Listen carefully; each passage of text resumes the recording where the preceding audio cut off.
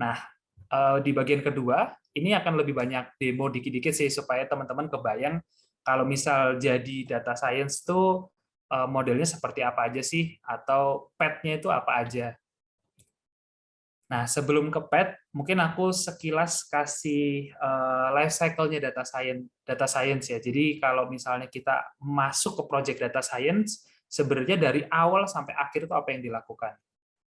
Nah, ini partnya data engineering, jadi dia masukin data ingestion, kemudian data preparation ini kayak dia pilih-pilih data mana yang mau diambil, terus mereka akan simpan di satu storage, misalnya data lake, dan kemudian mereka biasanya bikin katalog. Nah, katalog ini tujuannya sebenarnya menyimpan informasi tentang data.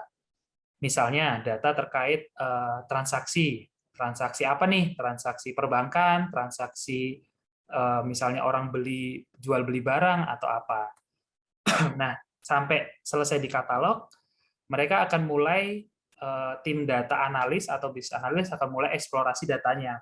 Mereka akan melihat bisnis domainnya, kualitas datanya, kemudian perspektif data mana yang bisa diambil.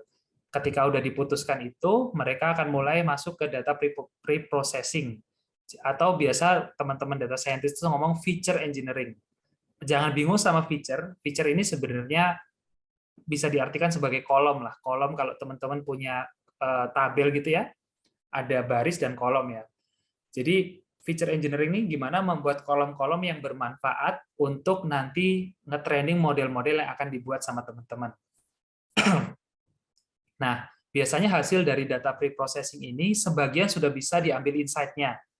Jadi nggak perlu sampai ke modeling. Akhirnya itu bisa langsung ditampilkan dalam bentuk visualisasi seperti itu. Nah, berikutnya ini yang heavy di teman-teman data scientist. Feature engineering tadi diambil, kemudian mereka akan mulai bikin modelnya, dan feature tadi itu akan dia bagi dua tuh. Jadi data testing sama data training. Data training yang dibuat untuk model training ini, nah hasil model trainingnya itu akan disimpan di satu storage. Storage-nya ini biasanya namanya model registry, karena spesifik untuk nyimpan model gitu, model yang sudah di training. Nah, secara berkala dia akan melakukan juga namanya model evaluation, karena balik lagi tidak ada satu model AI/ML yang bisa menyelesaikan semua masalah di semua rentang kondisi gitu. Pasti butuh dievaluasi secara berkala.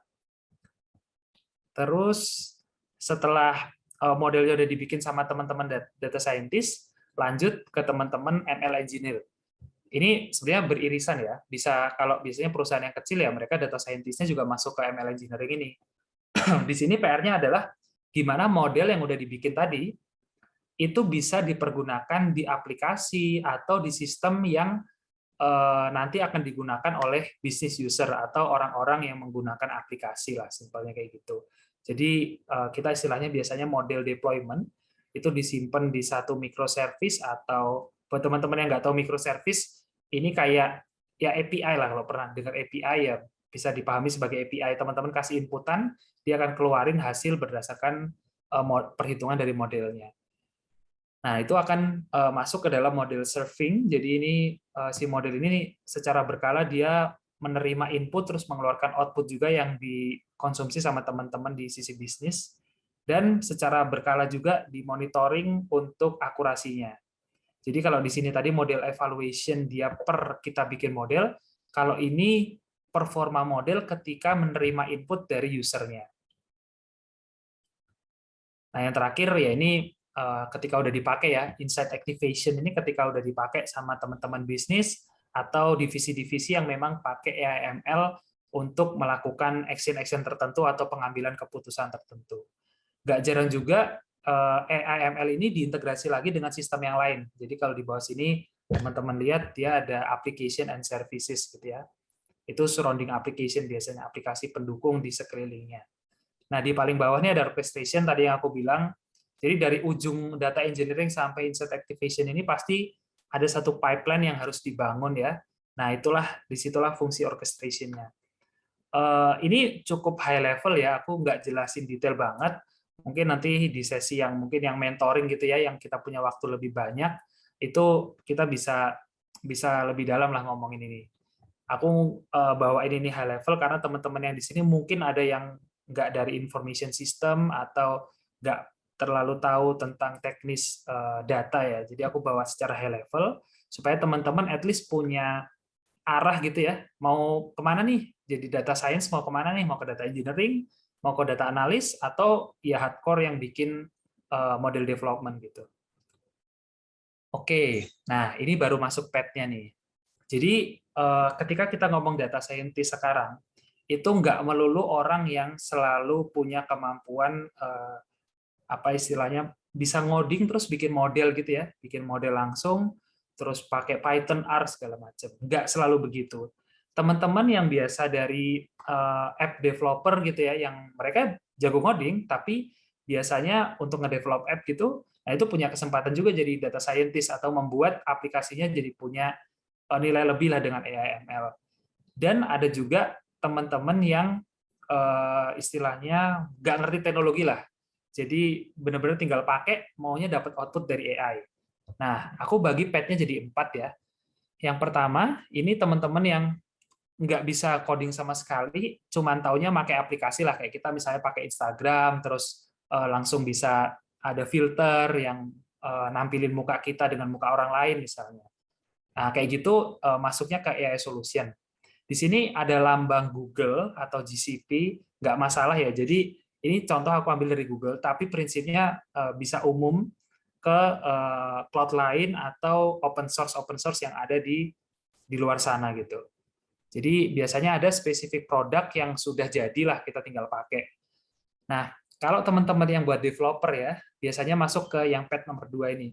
Jadi nggak sedikit juga ada namanya pre-trained APIs. Ini AI ML API yang bisa ditembak langsung terus dia ngeluarin output. Terus di yang ketiga ini aku bisa bilang yang mau data scientist banget lah. Dia memang anak data dan bikin model dari awal. Nah, di sini dia bisa bikin code-nya dari ini di sini Vertex Training ini maksudnya ini ya. Nama software di GCP ada namanya Vertex gitu untuk AI ML. Dan kalau teman-teman yang masuk data scientist tapi kadang bingung nih, wah banyak banget nih variasi modelnya ya. Nah, ada fitur-fitur biasanya namanya Auto ML untuk pilihin kita misalnya nih, oh kita mau forecasting ya, kita mau forecasting revenue gitu. Tapi kan modelnya bisa banyak ya variasinya algoritma yang dipakai. Nah, si Auto ML ini bisa milih untuk kita. Jadi PR kita adalah cuma nge-training, modelnya dia yang pilihin. Terus pet yang keempat, ini buat teman-teman data engineer. Jadi nggak sedikit teman-teman data engineer ketika mereka mau cleansing data, mau betulin datanya, mereka butuh kemampuan AI ML nih juga.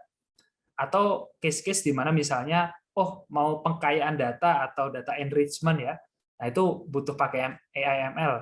Nah biasanya juga ada SQL-based ML, kalau di Google dia ada BigQuery ML.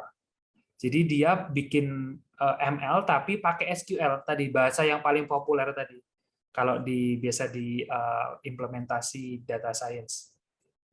Nah, kira-kira itu, terus kita mau coba drill down satu-satu ke petnya ya, supaya teman-teman lebih kebayang. Ini nanti aku akan balik-balik ke browser, jadi semoga nggak bingung ya.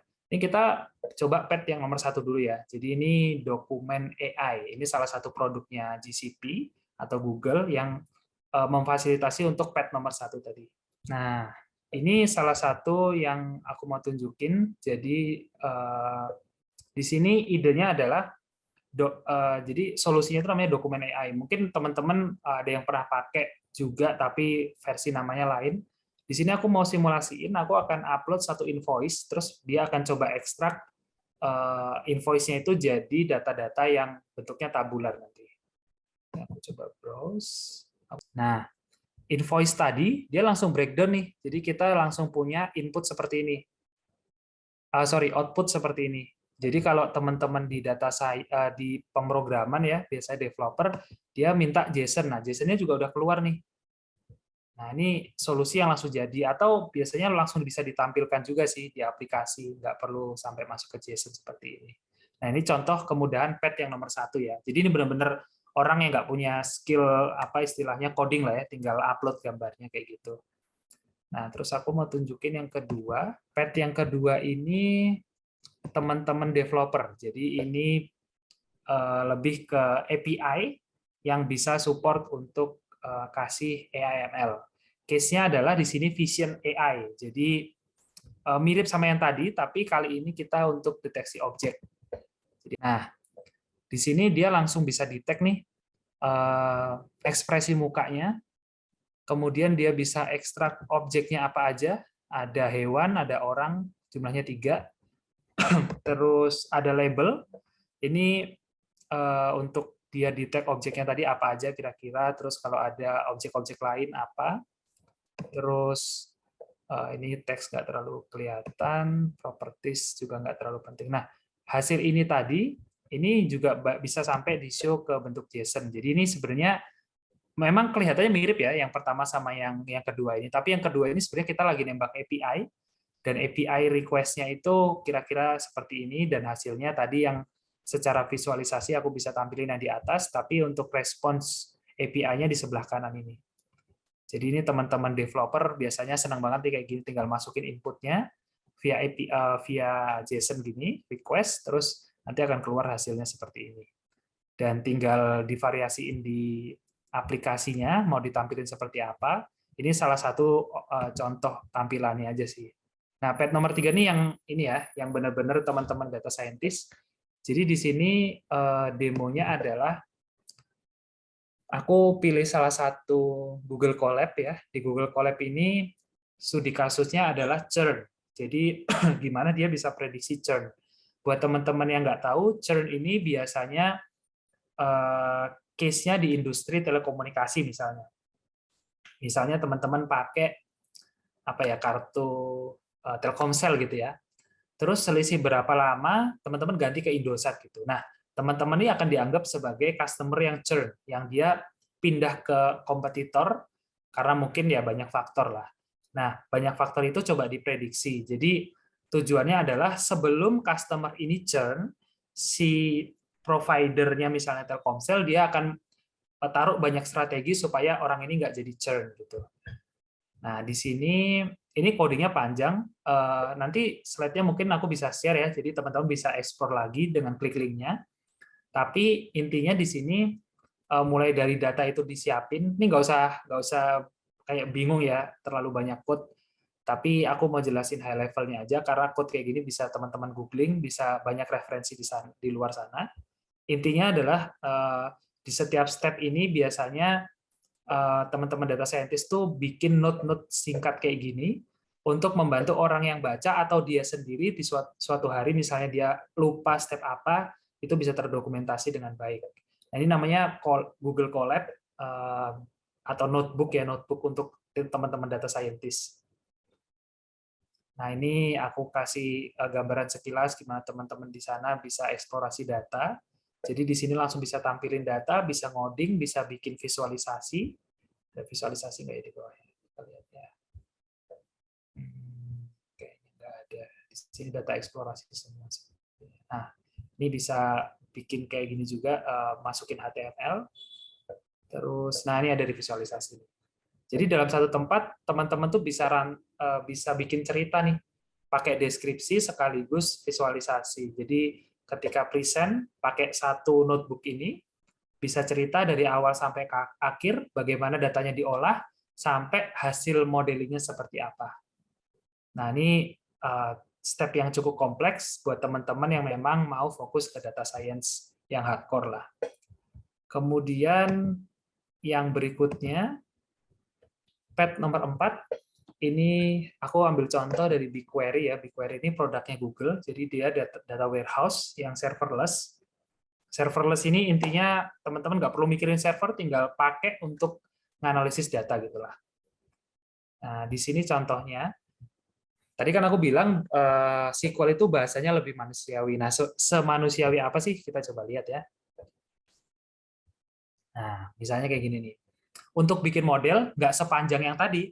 Tadi kan kalau teman-teman lihat di pet yang ketiga kan panjang banget ya. Nah, ini stepnya simpel banget kalau di sini. Dia tinggal create or replace model. Ini nama modelnya. Kemudian dia mau pakai model apa. Terus select statement ini yang ini aku blok ini sebenarnya dia ngambil data dari database. Jadi ngambil datanya nggak seribet tadi pakai coding Python, dia tinggal select bintang ini maksudnya all, select all from data yang namanya penguin ini, yang body mass index-nya ini nggak kosong gitu. Cara bacanya kayak gitu. Nah, ini SQL language yang dia lebih simple dan lebih manusiawi. Ini biasanya teman-teman data engineer yang suka pakai kayak gini. Oke, itu pad-nya ya. Jadi teman-teman cukup clear ya harusnya. Nanti monggo kalau mau tanya di akhir sesi silahkan. Mulai dari pad 1 sampai pad 4 biasanya seperti apa mungkin dinamikanya. Di sini aku tujuannya cuma mau nunjukin aja sih. Ini sekarang aku balik ke slide ya.